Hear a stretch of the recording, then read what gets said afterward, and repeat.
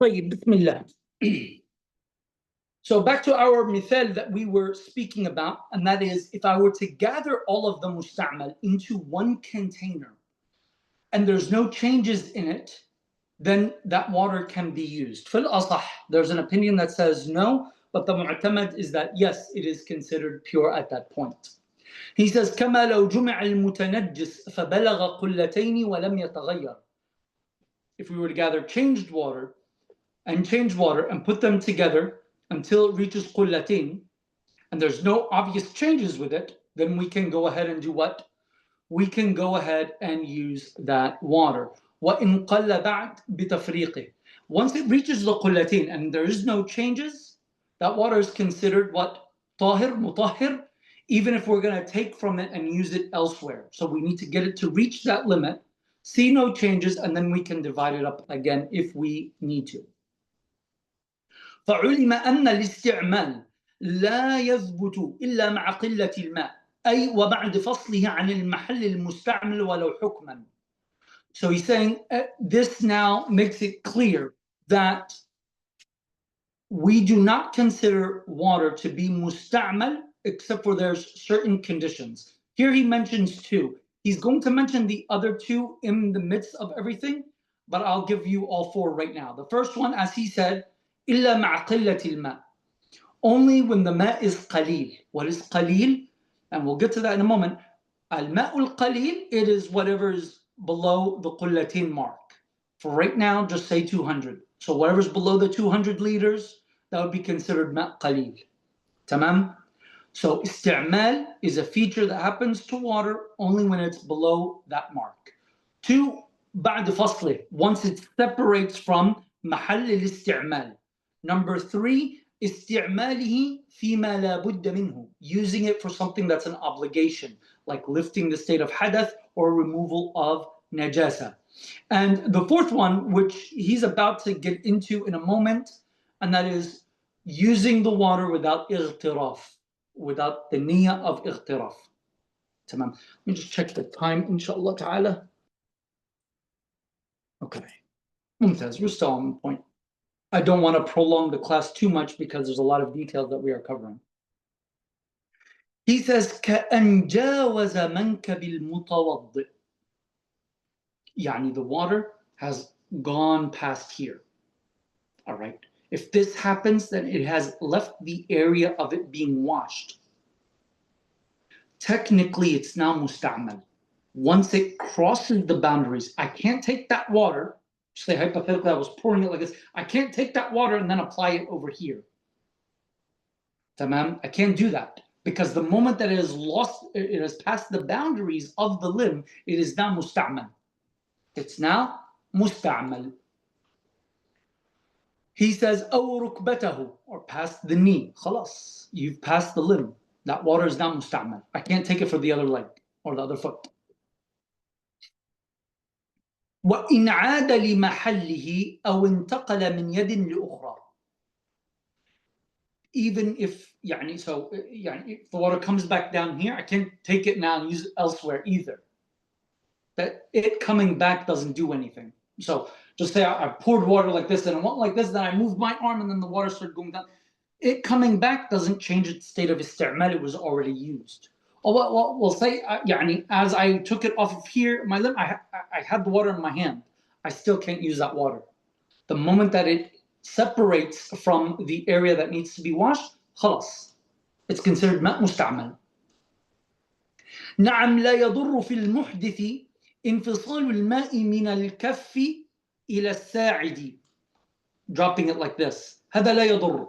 This is what we call حد التقاذف. What is حد التقاذف? When you're taking some water and you're washing your face in wudu, before the water actually gets to here, some of it falls here. Does this mean that this is musta'mal? No. Because it was aimed at and it was intended for that part. It's just that it did not arrive evenly. Same thing with the hand. Say you took some water in your hand and you went like this.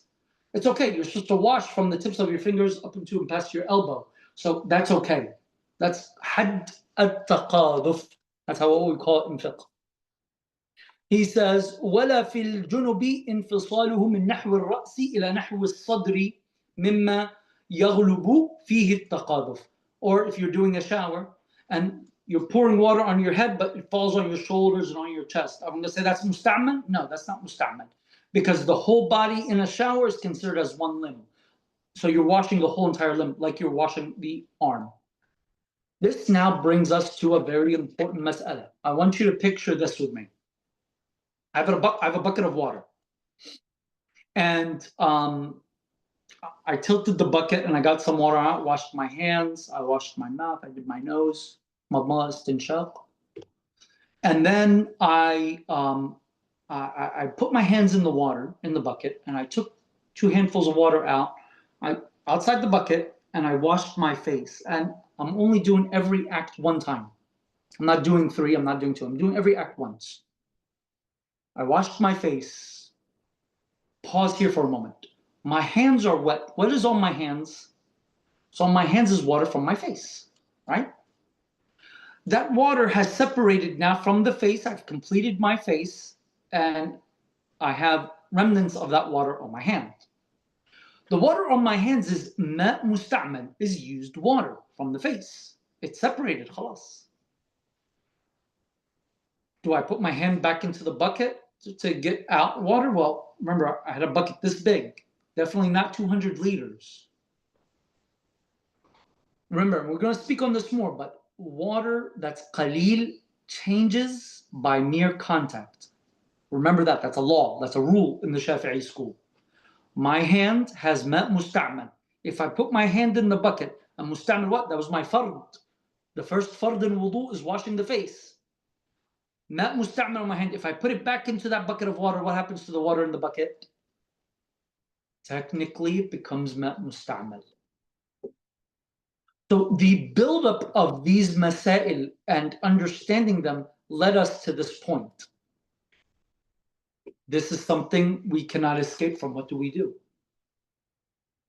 So the Shafi'i Imam simply said, well, it's okay. If I intend that I'm using my hand that I'm putting back in, my hand, singular, as a tool to get water out, then whatever is on my hand is irrelevant. It would not impact the water.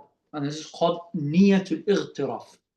Niyat al-ightiraf, or niyatu al-ightiraf. And it does solve it. However, it's also a can of worms that is unneeded. The Sharia itself did not necessarily mention any of this. It is a conclusion of understandings colliding and bringing us to this fact. If we start going over the details of it and start teaching it to people, the average person would literally have issues making their basic wudu, because guess what? When we use a faucet, and a lot of people don't know this and don't understand this, that this mas'ala is very prevalent today. When we use a faucet, we wash our face, right? And then what do? And then we put our hand under the water, and we either take water in our hand, right? And then run it down our arm, or we wash the whole arm under it. Well, if you're washing the whole arm under the faucet, you're fine. Don't worry about it. If you're taking water into your hand and then letting it fall down, well, your hand was already filled with ma musta'mal.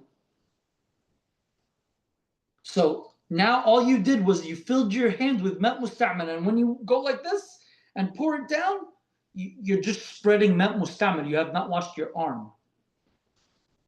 Now, all of this scenario becomes very complex if someone is only washing their limbs once. If you're doing 3 times, which is the sunnah, which we should all be doing, it lessens the problem that we find ourselves at when we're trying to figure out the boundaries of ma musta'mal and ma ghir musta'mal.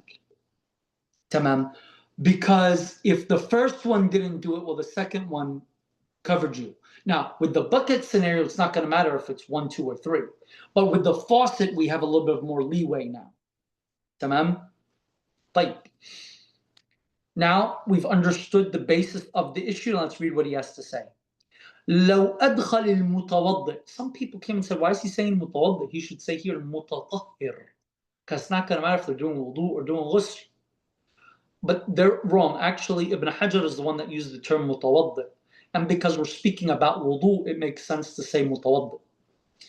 He says, لو أدخل المتوضئ يده بقصد الغسل عن الحدث أولا بقصد بعد نية الجنب. In some copies, it will say أولى. And أولى is actually stronger than أولا. All right, but bottom line is, a person is putting his hand into the water after doing the first obligatory act in his wudu. أو تثليث وجه المحدث أو بعد الغسلة الأولى, or after the first wash of the face, إن قصد الاقتصار عليها, if he intended to only do one, بلا نية اغتراف, and he did not have, or the person did not have the intention of اغتراف, of using the hand as a tool to transport the water, ولا قصد أخذ الماء لغرض آخر. That was a theory presented by some of Ashab al-Awjuh. Really, what they said was, well, if the person puts his hand into that bucket of water with an intention to do something other than wudu with that water, then that might technically render his hand not really causing musta'mal water to come in contact with غير musta'mal water. It's a theory. It's really very hypothetical. So if the person does not have that intention, or he's not taking water out for another reason, صار مستعملا بالنسبة لغير يده, then that water becomes ماء مستعمل for any other purpose other than his hand that he has the water in. فله أن يغسل بما فيها باقي ساعدها. If he takes that water, he could, again, also hypothetical, but he could technically, that water that's in his hand, he could use it for the rest of the limb, because the hand and the arm would be one at the time. He just wouldn't be able to use the water in the bucket or the water that's on his hand for the next hand and arm. Tamam?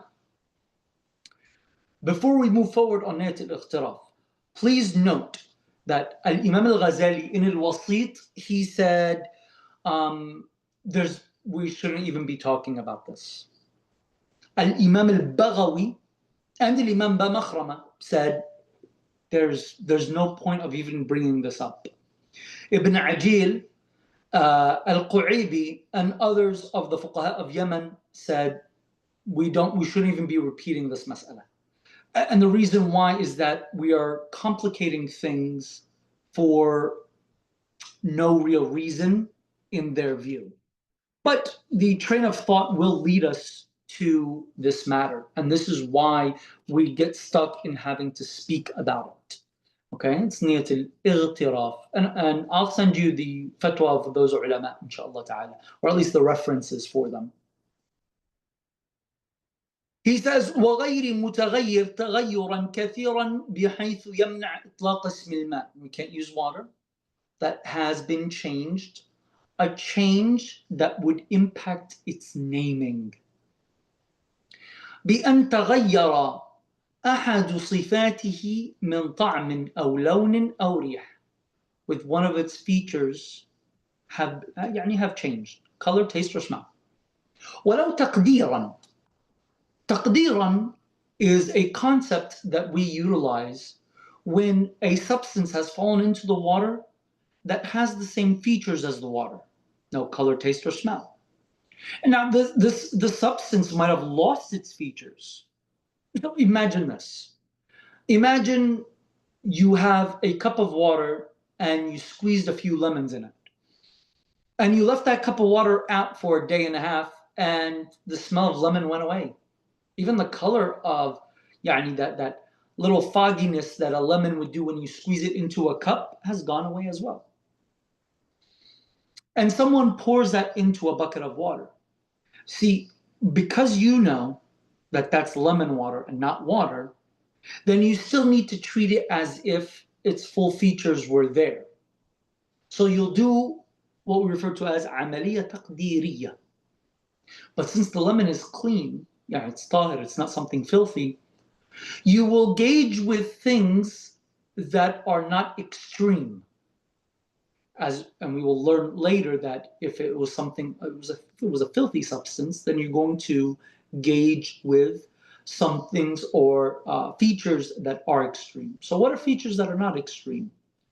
Scent of citrus, مثلا. Color of soap, مثلا. And I mentioned scent, I mentioned color. What's left? Taste. Taste of something, يعني, you could say citrus too. Really, citrus might cover across the board, you know? And you could use that. So what you would do is that you would imagine if you had an amount of citrus juice that was very strong in color, taste, and smell, and you have poured it into that bucket instead of that cup of lemon water that lost its lemony scent. Would one of those features be apparent in the water? If yes, then yes. Meaning that dumping that cup of lemon water has impacted that water, even though I can't see anything. But you will do a mental experiment. If that cup was a cup of citrus juice, something citrusy, which had all of its features, and you put it in, would it have changed it? If the answer is yes, then that bucket you cannot use. If the answer is no, and you just need one of the features being impacted, then the answer is no. Then the water's fine, and you can use that water. Okay, this experiment is done mentally. You're not really doing it. That's why we call it تقديريا or تقديرا or تقديري or يقدر لذلك, meaning you mentally assume if this were to happen, تمام, if you were to do this, how would that impact the water? تمام? He says أو كان التغير بما على عضو المتطهر في الأصح. Remember I told you he's going to merge the shurut? Look what he just did. He said, or there was something on the limb of the person doing tahara that would have changed the water instead of washing the limb. So imagine I have a substance on me and I put the water on to wash, but the water actually changed. So imagine like dry ink. And then as soon as the water touched it, you just see the ink spreading around the limb. No, you're going to have to wash that off and then rewash the limb. That does not count for your wudu. Now, if it came off as you were washing it and you continued washing until it was gone and washing the limb, you're fine. We're talking about, no, just from that initial wash, you took water and you poured it on and it just spread everywhere. No, that does not count as you washing your limb for your tahara. He says, fil asah.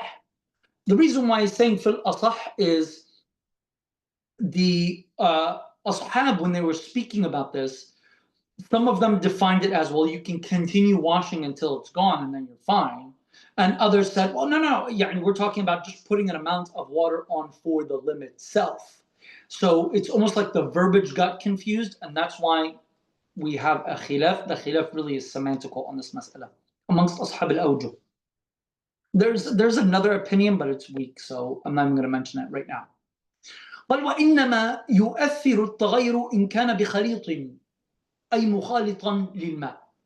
Note that substances that get added to water are two types. Either it's a khalit or it's a mujawir. A khalit, it means that it mixes with the water until you cannot tell the difference between it and the water, like lemon that you squeeze into the water. But then there's mujawir. What's a mujawir? A common mujawir today, where most questions that I get in regards to water in a bucket is, I dropped the bar of soap. Now, over time, yes, it starts to dissolve in the water, but in its initial addition to the water, it doesn't really start melting. So really, you just need to move the bar of soap, and if no features have changed, then khalas, you can use the water. Another thing would be like a rock or a stick of incense falling into water. You can take these things out, and if none of the features have changed, then you're good to use that water. Tamam? That's called what? Mujawir. So our issue when we're talking about something on the limb that's changing the water, we're talking about something that's mukhalid, something that's going to mix with the water, that you won't be able to separate from the water afterwards. He says, وَهُوَ مَا لَا يَتَمَيَّزُ فِي رَأْيِ الْعَيْنِ. That's what I love about the Sharia. The Sharia is all built upon my observation, not what it might be chemically or astronomically correct. If it was about beyond what the eyes could see, then we would use microscope on our clothes to see if there's najasa. So if we don't use microscopes on our clothes for najasa, we don't need a telescope to see the moon. That's what the Shafi'i say, because we don't use telescopes to see moons. In the Shafi'i school, it all has to be with the naked eye. No telescopes, no mirrors, no reflections, none of that. The Shafi'iyya don't accept any of that. And literally, I love their argument. They say, what if you needed a telescope, then you would need a microscope. But since you don't need one, you're not going to need the other, because the Sharia judges us based upon the apparent of what we see and witness. Tamam? He says tahir. Why is he saying tahir here? Because all of the examples that I've given so far was like the lemon, the citrus. These are a clean substance entering into the water. Tamam? So a clean substance, it will take the water out of being mutahhirun li ghayri, being able to use it for our tahara. But it does not take the tahiriyya out of it, meaning the water is still clean. If I squeeze lemon into water, the water is still clean. I can go bathe in it, I can drink it, I can wash my hands with it. I just can't do my ritual purification with it, because it's not considered mutlaq. Tamam? I can't remove filth with it because it's not considered mutlaq. Tamam? He says, غني الماء عنه كزعفران, meaning, or you'll see the ulama will say there are two types of substance that are connected to the natural state of water. One substance that has no business being near water, like saffron. No correlation between water and saffron. As opposed to algae. Well, you can't really separate algae from water. It's like, put water in a new place and give it a couple months and you'll see algae everywhere. It's part of its ecosystem. Tamam? And you can literally say the issue of istighna, or qadiyatul istighna, is water ecosystem versus things that are not part of the water ecosystem. Why is this going to matter? Remember when we defined water in the beginning, I said when we say salt water, we're just telling you where its point of origin is salt water. Well, things that are part of the water ecosystem, even if they change the water, it doesn't impact the nature of the water, meaning I can use it. You see, lemons are not found in the water ecosystem. It's not part of it. When I go to a body of water, I don't find lemons.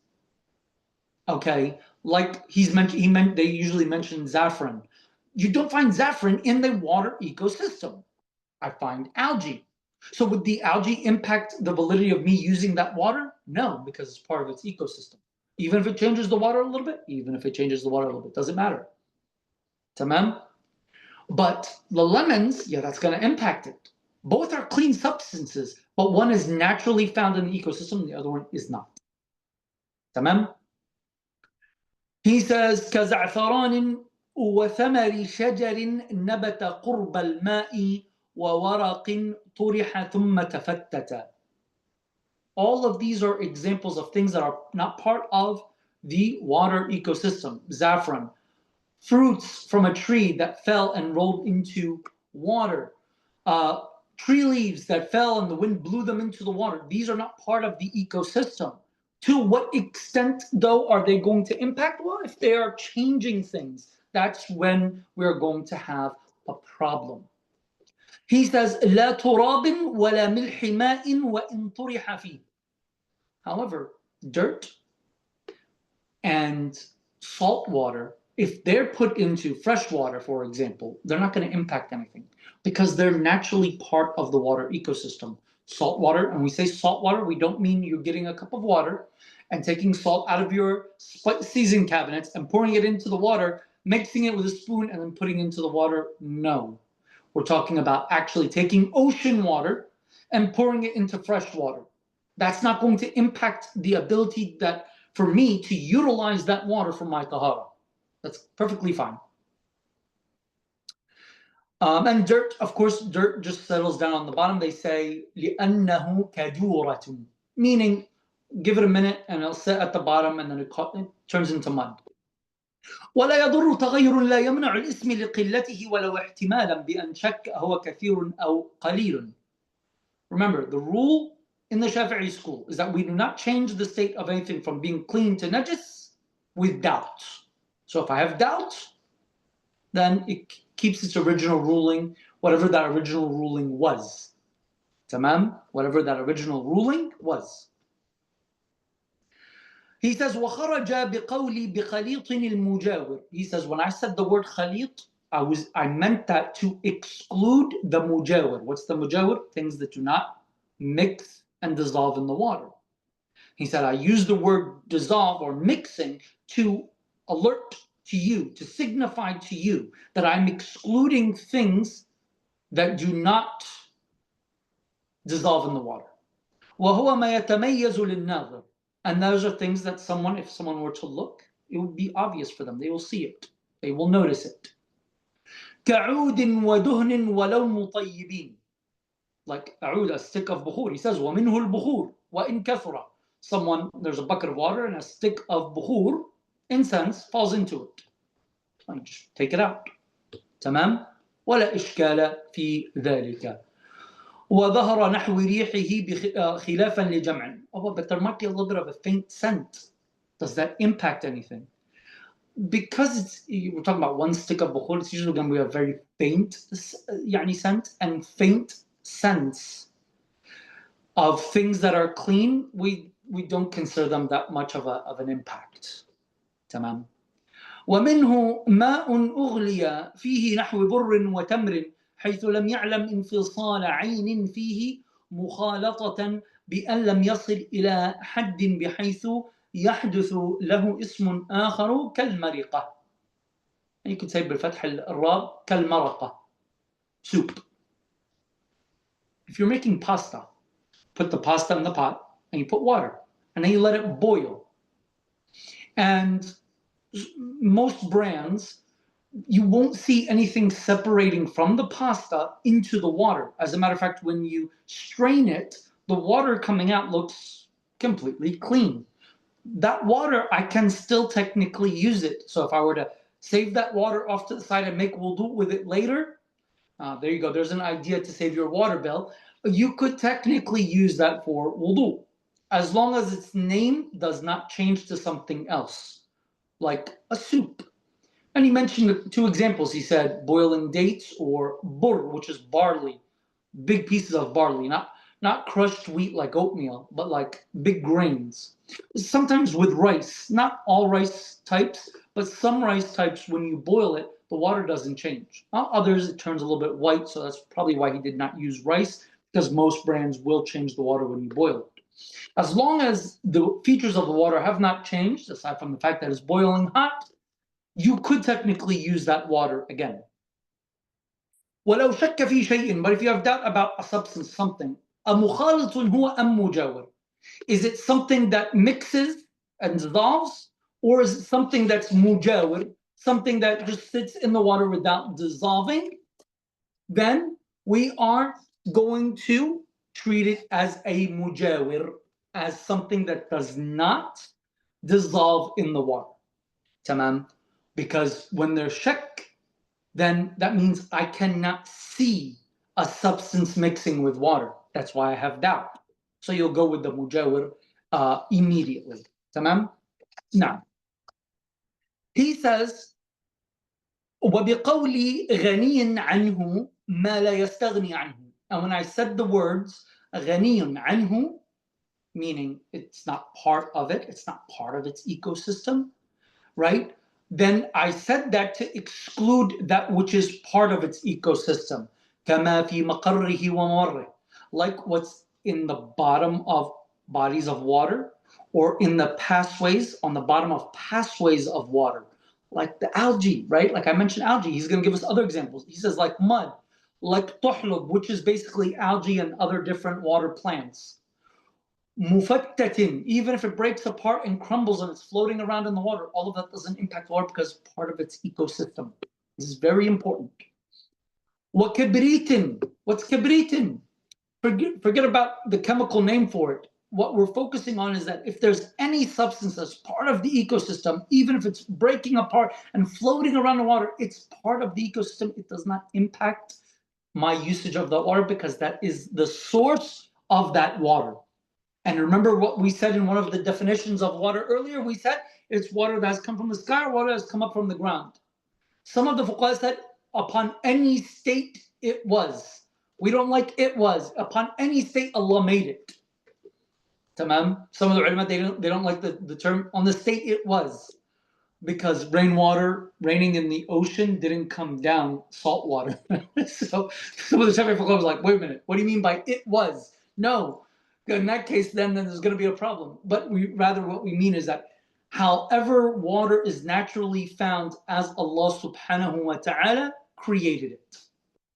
Tamam. I know brothers are asking questions. Please move all questions to Telegram because I'm not going to have time to get questions here, but I will answer everything over there, inshallah ta'ala. I just keep on seeing the alert. And we're ending at this paragraph, bi'idhnillahi ta'ala. And we're going to start with al-qullatin in our next class, bi'idhnillah.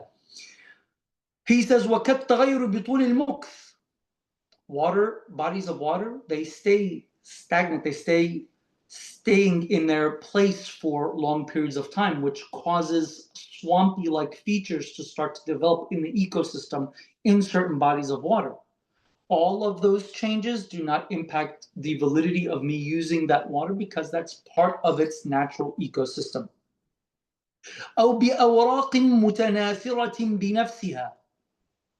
Now, if there's trees connected to the ecosystem, they grow around it. We see this in forests. Leaves fall down on their own. It's not necessarily a fall thing. They just naturally fall down. And we're going to separate between the fall and non-fall, and that's a longer discussion and a debate between Ibn Hajar Ramli I'll write to you about, inshallah ta'ala, in the group. But those plants, their leaves falling down into the water, right? That's part of the ecosystem still. So we're not going to consider that any form of impacting the water. وَإِن تَفَتَّتَتْ وَبَعُدَتْ الشَّجَرَةِ عَنِ الْمَاءِ.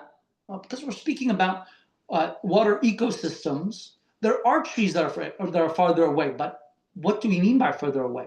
For example, if there's a tree 3 miles away, and because of the fall came in and the wind blew the leaves over there into the water, would that impact it or not? I'm going to write that, inshallah ta'ala, for you. And the details between Ibn Hajar and Ramli on this is very, very beautiful. And a brother also messaged me and asked me for sources for the different opinions of Ibn Hajar and the Ramli while we're studying, because this is important while we're going through this text. I mentioned to him, but I'll mention with you as well, the most important book on this, in my view, is Fath al Ali. Fath al Ali, and I'll take a picture of it and send it to you, bi'idhnillahi ta'ala.